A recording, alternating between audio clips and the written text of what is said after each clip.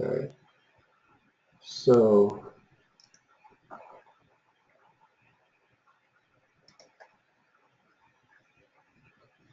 can everyone see that curtain parting there? Hopefully. If not, let me know in the chat. Okay, SUARV, strict unitary associative remote viewing. That's the topic today. So I'll cover these topics. What is it? The types of indicators, determining the pick or prediction, examples from a 2006 series, and undertaking a series yourself if you're interested. So first, since a couple of people may not be familiar with what ARV is, let's just briefly review that. In traditional binary ARV, you have two photos, each associated by a task or a person with the outcome of an event. So say tonight's NBA game, Friday, March 11th, 2016. If the Warriors win, we're going to show the viewer or viewers the picture of the Eiffel Tower. If the Trailblazers win, we're going to show them the picture after the game is over of Lady Gaga. So the viewer is given a reference number, often 8 digits.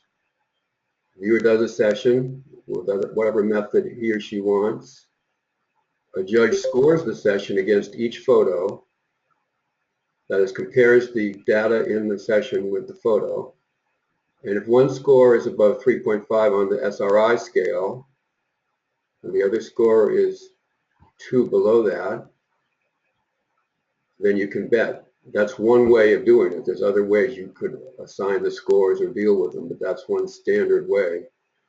So here, the bet would be on the Warriors to win because this session clearly suggests the Eiffel Tower much more than it suggests Lady Gaga. I've given her just a score of 2 because of this facial feature and maybe her nose, but that's just a very loose scoring. But this clearly corresponds because you're not going to get exact drawings from most any viewer about an object like that, even if one like the Eiffel Tower, which also stands out in psychic space because it's so well known. So that is traditional binary ARV. So what is strict unitary ARV? It's ARV with only one target. And there hasn't been a lot of work done with this. Mostly 99% of the work's been done with 2 targets. So how does it work? Why is it strict, first of all?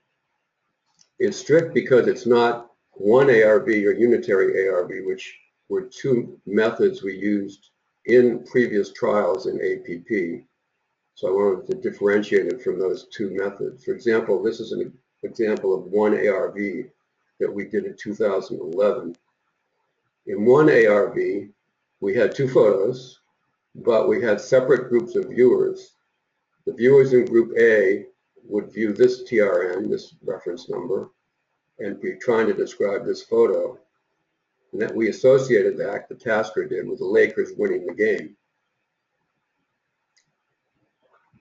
The second one is a separate group of viewers, and they try to view this photo. The Clippers win the game.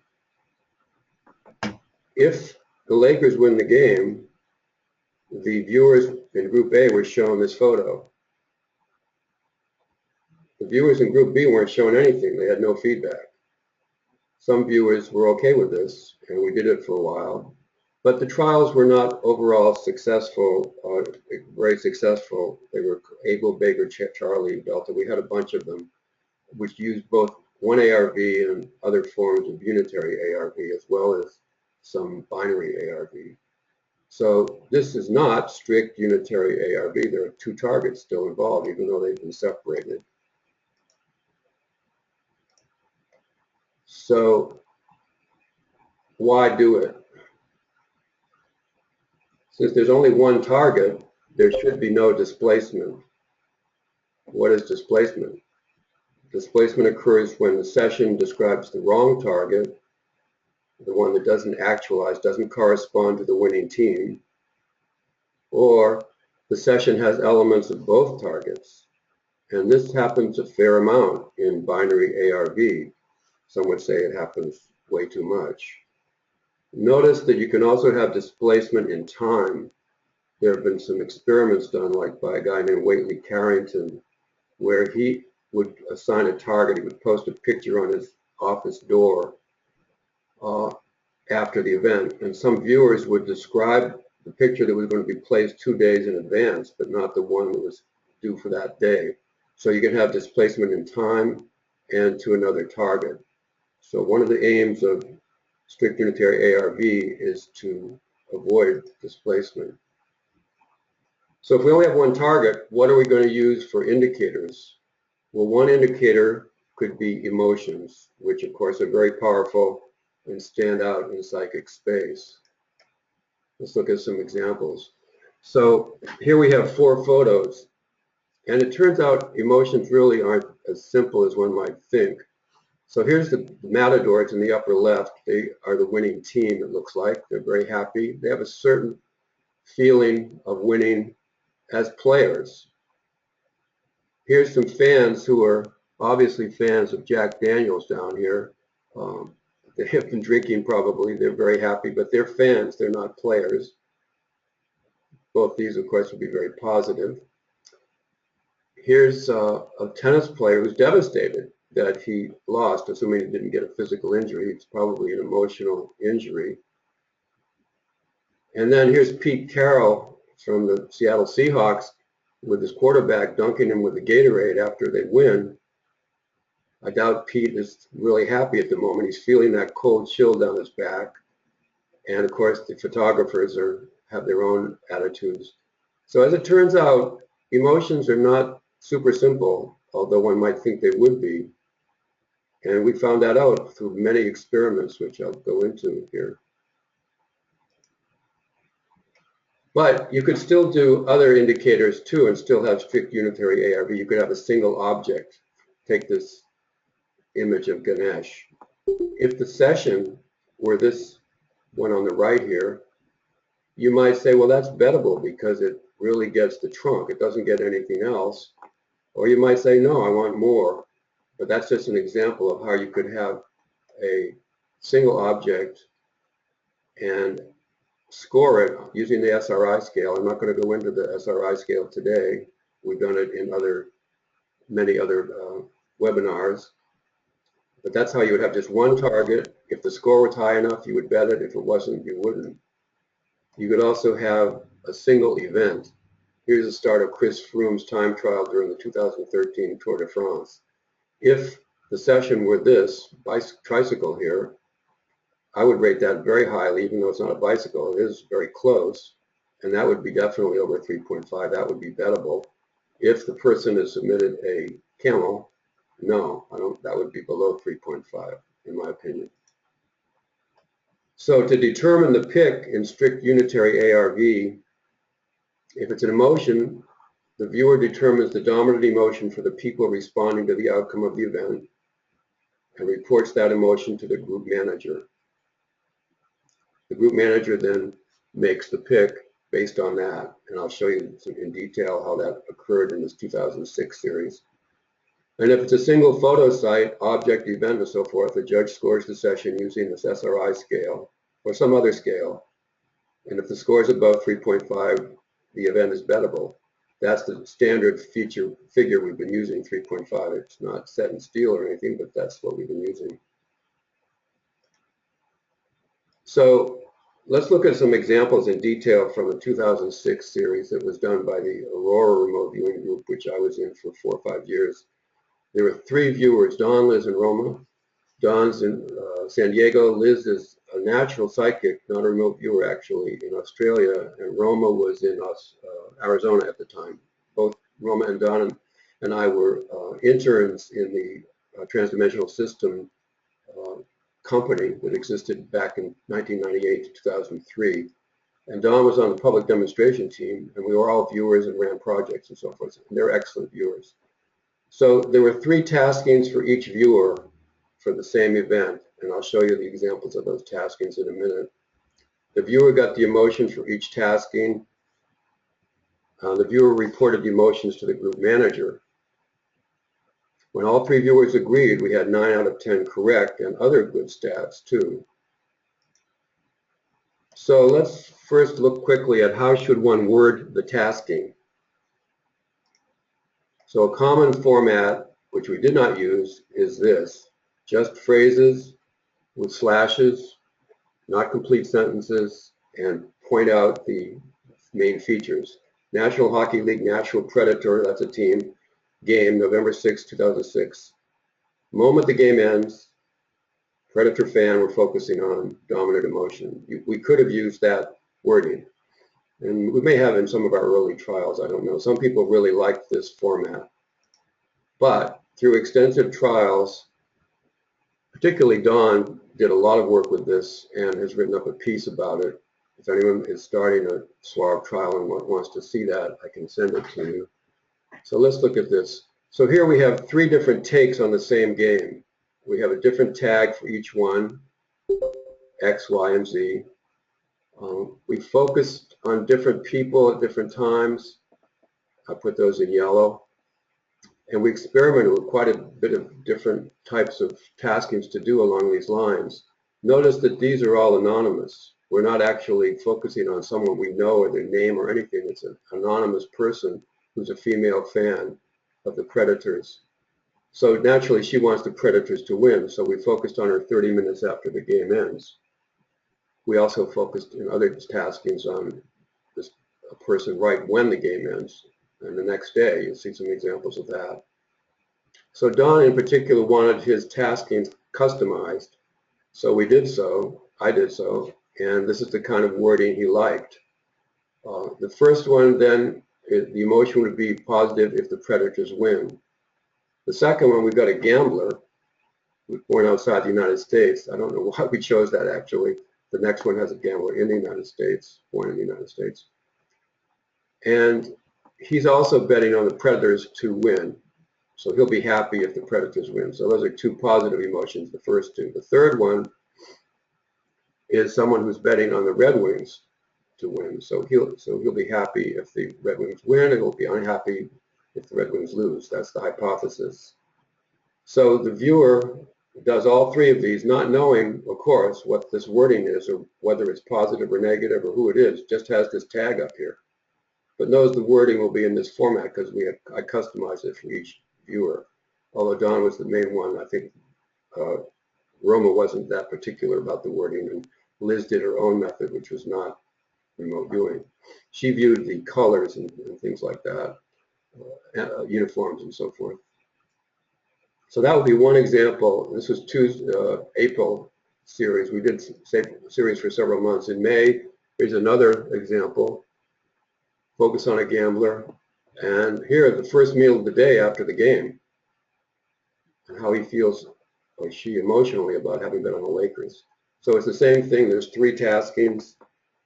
Now, if you do these yourself, or if I do a series, the viewer may just want to do 1 tasking. It's up to them. We just experimented, and Don felt, and others felt, I felt that it was better to have these 3. It worked out pretty well. And again, we varied the time. At lunchtime the day after was in the second one, morning after the game. We did quite a few of these before we actually ran a couple of formal series. And a third one from November, Roma did this one or more amateur bettors. We didn't even specify whether it was one or a group. Again, this seemed to work reasonably well. And of course, we're avoiding the issue of viewing a private person without their permission, in the sense that we don't really know who we're viewing. And there are some ethical questions. Some people say, well, if someone's a public person, you can view them. If they're not, you shouldn't view them. Of course, then there's a question, well, what if someone's committed a crime and the police are after him? It's a very, very complex issue. In any case, this is how we handled it for this particular application. And we noticed we named the casinos too. So in other words, we're pretty sure there were people there at these events because we're picking casinos that have a lot of gamblers in them. Sometimes we put substantial straight bet because maybe if someone bets $15, they really don't care. But if they bet a substantial bet, they do care more. So those are some of the tasking methods that we used. Now let's look at some of the results.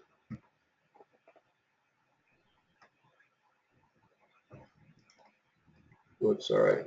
Let's go back here.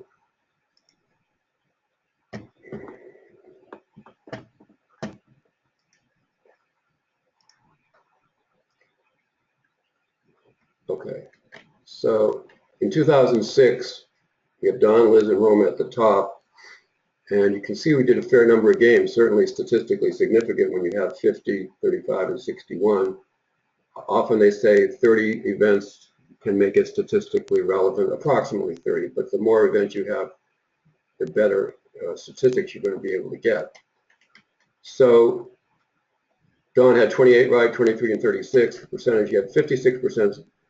Liz had 66 and Roma had 59%. Those figures may not sound like they're terrific, but they're within the range that we often find with groups and solos in the APP over the years. And as a note of information, there's a fellow in the UK who makes his living working for a large betting house. He bets on Australian soccer games, thousands of pounds every weekend, and he got in touch with us. He knows he wanted to use ARV naturally because it would help if he could get enough predictions. And he says even with all the information they have, they have all kinds of statistical means and sources to predict games. These big betting houses only predict 53 to 55% accuracy. So with our floor, generally our floor of 60% in the APP, we figure, well, we're already 5 points ahead or so. But naturally, we would like to get much more than that, 70 and 80%. So those percentages aren't terrific, but when they all lined up, when all three people agreed, we had 9 hits in a row, and a lot of money was made. I think Liz financed a trip to Bali based on that from Australia. But on the 10th one, we were wrong. They were in agreement, but we were wrong, and a fair amount of money was bet, and that did affect the morale. And I don't know if we continued right away then, but clearly this had a lot going for it. In addition to those statistics, I also tabulated when Don and Liz differed from Roma, or Don and Roma differed from Liz, and so forth. And there are not very many instances of those, but when Don and Liz differed from Roma, they were 67% accurate. Again, 67% accurate the other way. And 75%, only 55% for this one. Again, these figures are not statistically significant because there aren't that many instances, but this is the kind of thing that needs to be tracked as part of our statistics. And here's an anomaly or something rather odd. Roma, when her 3 tries to get the emotions for a game were in sync, she actually was only at 46%. But when she had a difference of opinion about she didn't know that, of course, but she'd send the emotional components to me and I would sort them out. She was right 73% of the time. And this highlights another facet, or one of my hobby horses, is that we still don't really have a typology of viewers and what they're really strong at. Never mind an ARV, which is a particular branch, of course, of remote viewing.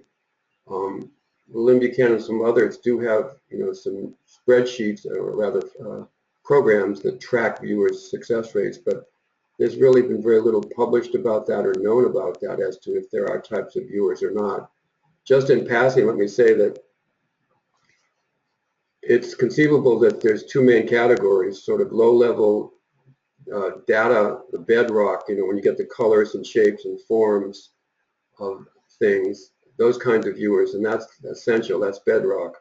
But there are also conceptual viewers and analogical viewers, and I recall when I was in transdimensional systems, the person who started at Pru, who was our leader, said, John, you and I are both conceptual viewers, which may be true.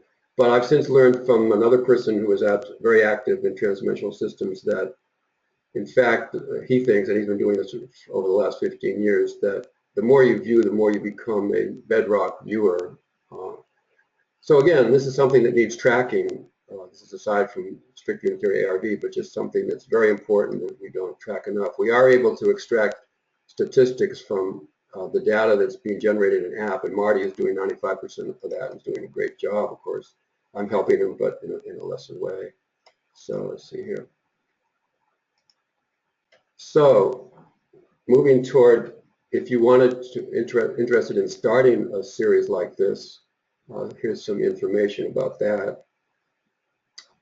The targets could be emotions or photosites, just so long as there's just one target. The software.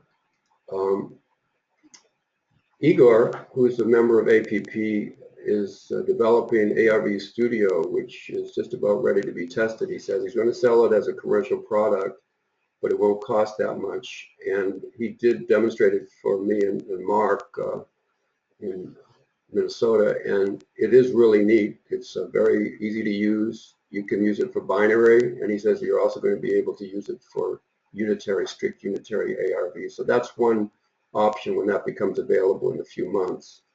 And also Marty offered perhaps if when he has time to make the winning entanglement software that we use for so much of our work in APP, be able to accommodate strict unitary ARV as well. So there may be those two options. In the meantime, we can put data into Excel files, which I'm going to be doing when I start a trial series.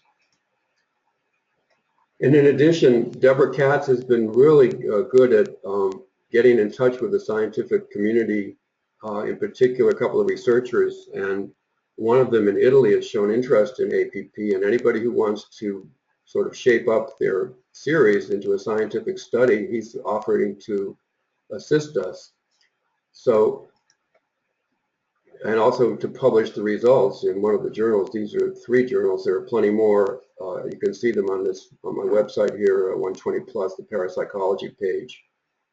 So this is actually ongoing. I got in touch with this researcher about doing a SUARV pilot study, and I sent him a list of about 25 variables that one could track. He came back with this shorter list, so this is actually now just being discussed. Target type, I filled in some of the contents and he modified them a little bit. It could be the emotion of the target team fans. You could try 10 events in a pilot study, that's fairly customary. A national sports event which involves at least hundreds of fans or maybe thousands of fans. The more fans involved, the more energy into that event. It may be more numinous, as Stefan Schwartz uses that word to refer to events that stand out in psychic space. If I used my granddaughter's soccer game, it might not be as good a target as such an event. He suggests 4 viewers. I would say either 1, 3, or 5 to have an odd number. Tasking the same for each viewer, not customizing it for each viewer. Frequency of trials maximum of 2 per week. You don't want to do a session a day, something like that, when you're doing something like this. As you may know or remember, Russell Targ was talking the other day on a webinar on APP and said that in their first series of silver trials, they did 9 events over 9 weeks, 1 event per week, 1 viewer, 1 tasker, and 1 investor. And they had 9 hits in a row. It was unprecedented. It was on the front page of the Wall Street Journal. For the second run, the investor wanted more and faster, so they did 2 sessions per week. And at times, the viewer, Keith Harari, would have to start a second session before he received feedback on the first, which is apparently a no-no. And they had, I'm not sure if it's 8 or 9 failures in a row. So it was devastating, and the outcome, the upshot of that was not good. The investor was, needless to say, not very happy, and neither was Russell Targ. So you want to limit the number you do per week. You don't want to crowd it up. Project manager, 1 person. If you're going to, you could have the project manager better. You could have a separate better scientific advisor if you wanted.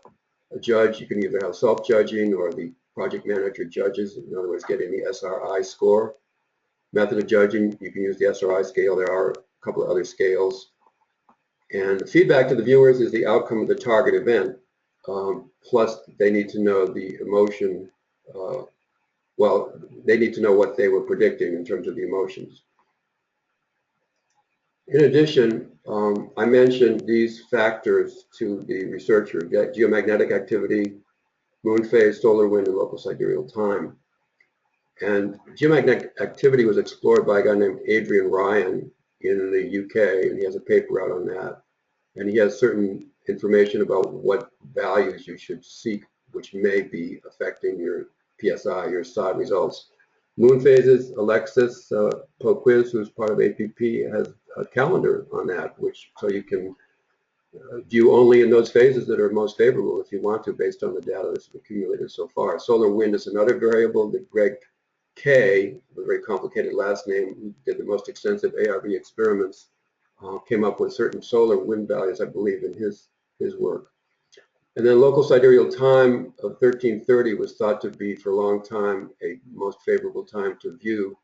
However, James Spottiswoode, who discovered that correlation, has since written another paper which says that the 1330 does not hold up with further studies.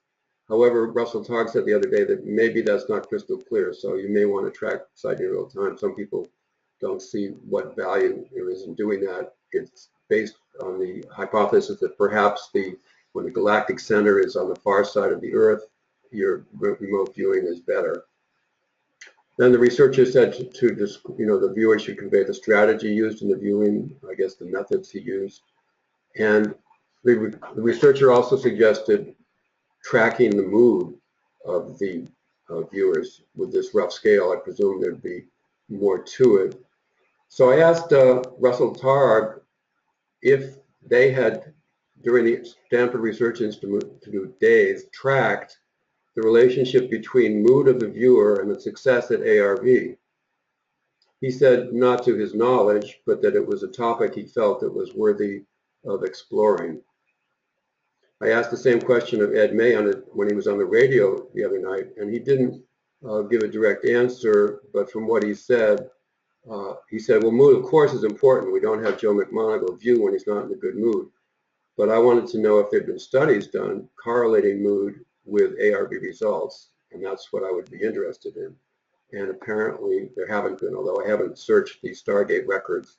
And those are searchable, and there are ways now to do that pretty easily online, which I can provide to anyone who's interested in that. So that's the end of the presentation, except I wanted to address this digression. Is this really ARV? The argument, and a couple of people have made it, is that if you're viewing someone's emotions, it's simply regular straight remote viewing. RV is only when you're using something as a target that's unrelated to the objective. That's that viewpoint. But my perspective is, if you're viewing emotions for the purposes of placing bets or making trades, then it's valid to consider it a tool in your associative remote viewing toolbox. You're employing emotions for a specific wagering purpose, not simply trying to describe the target. So I would suggest, I'm not hung up on the definitions, but I think this is something one can use in one's ARV toolbox. And then I just put some information here for those who may not be familiar with who I am and my background. 3 different groups I was in for several years. Wonderful to be in groups. They really, if they flow well, which all these 3 groups did, it's really an enhancement. You get to work with other people, you get to see all kinds of sessions, do all kinds of things.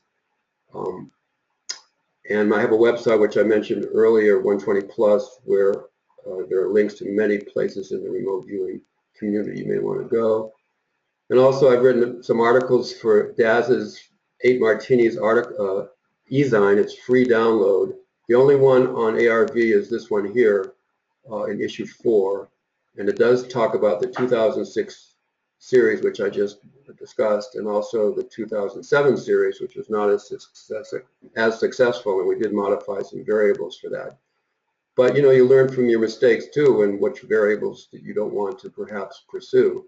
And then there are other articles on, particularly this one on picto language, which was a concept of Ingo Swann that is extremely interesting. And then Mystery of Oak Island, there is a series on TV called The Curse of Oak Island, and there have been 5 or 6 remote viewing projects. So I went through all those, summed them up, and wrote an article about that if anyone's interested in Oak Island. And as a grandson of 3 Nova Scotians, I definitely have ties with Nova Scotia. That's where Oak Island is. So that's it. If anyone has any comments or questions, this was just something I'm going to have for Unitary ARV if we wanted to revisit that. If I can get out of this now. Let's see here. So that's it. I guess there's some questions in the chat box. Let me take a look at those. Or if anybody wants to comment or have questions, go ahead. Yes. Hi, John. Hi, Scott. Scott. Yeah, Sandra there, when she asked PC or OCX, I think she was talking about Igor's tool, uh, RV. Does it work on a Mac? I don't believe it does at present, no.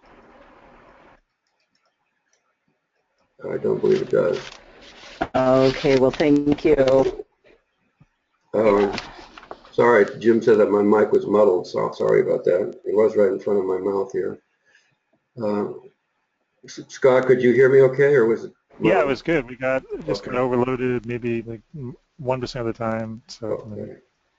Sorry about that. Okay. So any other comments or questions? Because I was wondering if the front loading was, if you noticed any effect of the front loading, because the emotions, you're obviously looking for a biological, and you're obviously, you know what you're looking for. I'm wondering if the front loading might affect the results somewhat, especially with people who aren't trained to deal with it. Well, it's some people are very good at viewing emotions, and those people naturally should be the ones doing this. I asked Deborah, actually, Deborah Katz volunteered that she knows hundreds, I think she said, of people who are empaths who would probably be good at this, and they're not remote viewers, but they could be involved in this kind of work. And someone like myself who's not particularly good at emotions, I don't think would be good at this, and we all have different strengths. So the front loading, yeah, it is front loaded in that respect, and we know that it's emotions. So you could be using empaths. Remote viewers might have like a mental hang-up now. I'm used to, I practice with front loading, so. But I mean, some people wouldn't be bothered by it if they're used to practicing with it. But it might bother some remote viewers.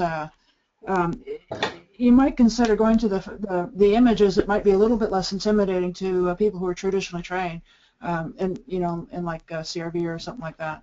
Just a thought. I agree, and that's why I mentioned that there's other, you can still use photos or whatever you want and still do it as strict Unitary ARV, and I think most remote viewers would be more comfortable with that. But I want to point out that both Don and, well, Don, who was the one who was using emotions, had a string of 28, 30 in a row.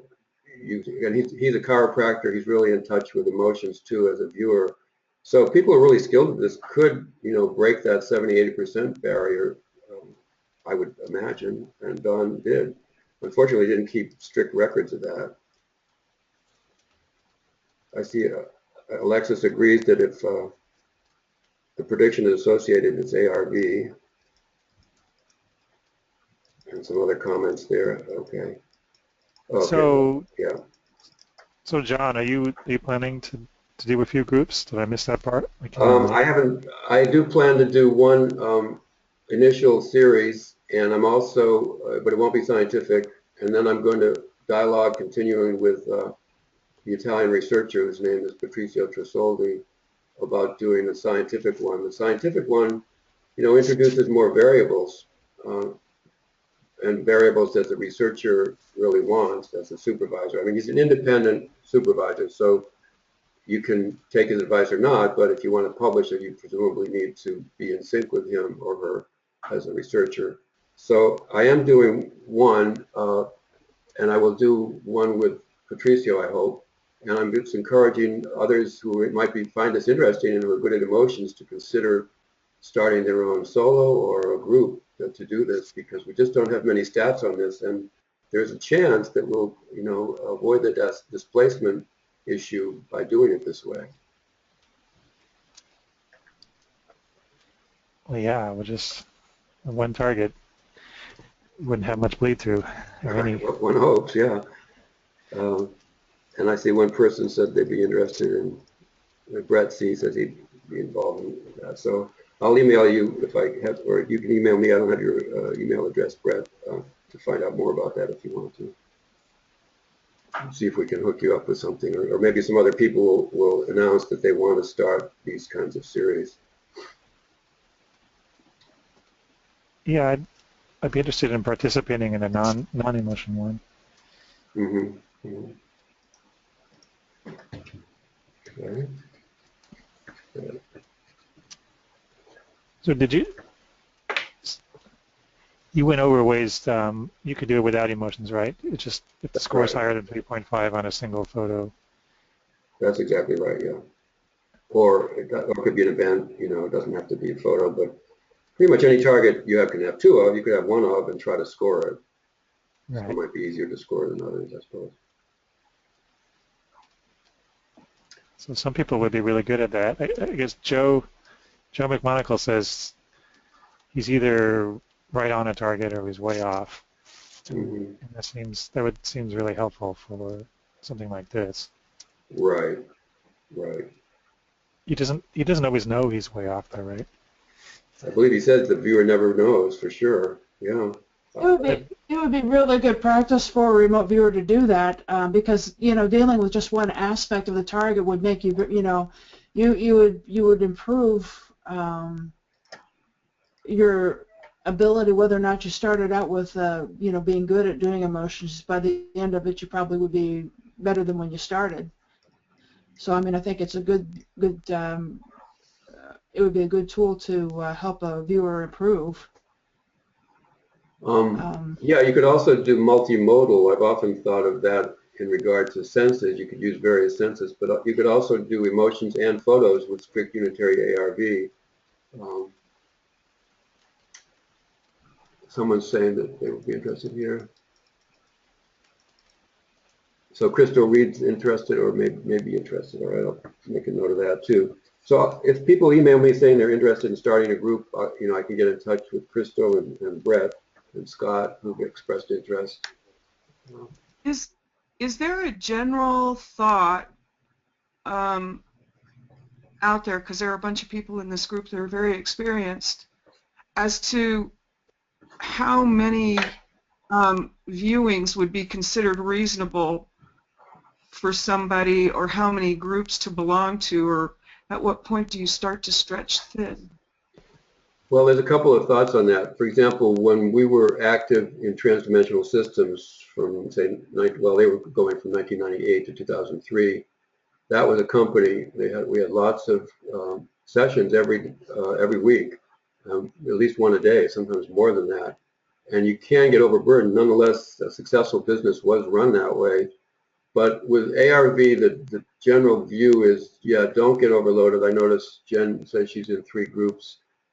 I found myself overloaded in recent years too doing ARV. I think it's better, less is more in this case, particularly if you're going to have something on the line like a lot of money or something, as Russell targeted with that series. So yeah, I would caution against getting over involved and just stretch it out. There's time, you can do one kind of viewing now and another kind later. Thank you. And then Joe McMonagle does 2 a day, I think. But not everybody can do that. Right. And when he is working out here with Ed May and also the other 2 viewers that Ed works with, they just do 1 session a day and then they go off and have dinner and build, some harmony. Plus they're doing outbounders a lot, which is a whole other thing that we can't do. Sandy's saying, how many different kinds of RV are there? Well, there's 2 main kinds, I would say, which I have on my web page here at the top. There's sort of natural or spontaneous RV, which was done at the Stanford Research Institute, where Russell Targ would say to Hella Hammett or someone, I have a target, describe it for me, just do it. And he might help her or guide her a little bit, not knowing the target, but saying, well, go here, go there. So that's sort of informal, spontaneous remote viewing, which was done by Joe McMonagle and Ingo Swann himself, and Russell Targ and Ed May, and there are a lot of people who support that form, that sort of broad form of remote viewing. On the other hand, Ingo Swann developed controlled remote viewing over years as part of the SRI program, and that's a highly structured method with many stages, 6 or 7, and you go through rigorous stages in that. You get trained in that so that your conscious mind is distracted while you go through those steps. And there have been many offshoots of that. The one that transdimensional systems used was an offshoot of CRV, and we called it TDRV. It actually also stemmed from Courtney Brown's SRV, scientific remote viewing, which is a variant. So Prue, my teacher, had studied with Courtney, so she decided, though, that she needed to vary his method and came up with TDRV, which was very successful. So those are at least two broad categories of remote viewing. And then ARV is like a specific application of remote viewing techniques to find out the solutions generally to binary questions, whether a team wins or not, whether someone is here or not. All kinds of binary questions in principle could be addressed using ARV, not just games or sports or finances.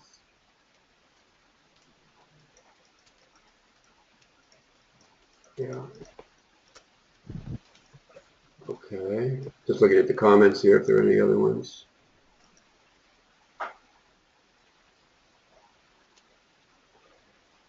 Okay, any other comments? Well, just going back to Joe McMonagle, so I guess it would be extremely valuable in Unitary ARV if you had a habit of knowing that you were really on or really off after you see the picture. So I mean, any judge can see that you're really off, and that would you could make a binary choice that way against one target. So if there's only one photo, you can say, okay, this is clearly as 0 or 1, and so you can make a binary choice off that. Well, are you sort of heading toward what Patricio Tresoldi wants to test? In other words, how does the viewer feel about, and Tresoldi uses this term self-efficacy in his suggestion of a variable. And I found out that that's a standard term used in regular psychological experiments, but a remote viewer is not going to know what that means, self-efficacy, so I would have to get a definition myself to understand what Patricio has in mind with that, but it may refer to the confidence level that the viewer has in that particular session, which I think is along the lines of what you're suggesting, Scott. I think in Joe's case, it's even easier that any beginner judge could tell the difference whether, because it's after you see the photo, any beginner judge could tell the difference between a good session and a bad one. The way Joe's talking about. Mm-hmm. Yeah. So it's not how Joe feels about it. I see. Right. It's how any judge, any judge would feel about it. Right, and clearly judging is a skill and takes a lot of practice and experience to know the viewers. The more you know the viewers, the better your judging is going to be. So that's another factor. Yeah, judging, that's for making fine points between a 5 and a 3 or something. But it sounds like what Joe is describing is that he's almost always getting 5s versus 1s. So, right? So it wouldn't take a very experienced judge to tell the difference. Well, it's interesting that people may not be aware of what Ed May has done on this. Edwin May, is the head of the Stargate program at the end, and he spent about 20 years developing a system where he works with Joe and 2 other viewers, Angela and Lance, and he developed this computer-assisted scoring method, very complex. It took years to develop the photo set and the software So if it were simpler than that, I would think that Ed May would be using it with Joe McMonagle right now, but instead he's using computer-assisted scoring, and also, of course, he's using liquid nitrogen on the ground, measuring the entropy changes that occur. So I'm just wondering what Ed May would say about that simpler sort of approach that you're suggesting, Scott. Maybe we can ask him, or ask Joe, actually. Yeah, that would be a lot less work than the CA. Yeah. Computer-assisted scoring. Right. Okay, well, I think I'm going to wind up unless someone else has a point about SUARV here. If not, thanks everyone for coming and for your comments, and we've got some names of people who are interested in this, and we'll try to see if we can get some groups started that way. Okay, everybody? Thank you. Thanks a lot, John. Okay. Thanks, John. Sure, thank you. Bye-bye. Thanks, John.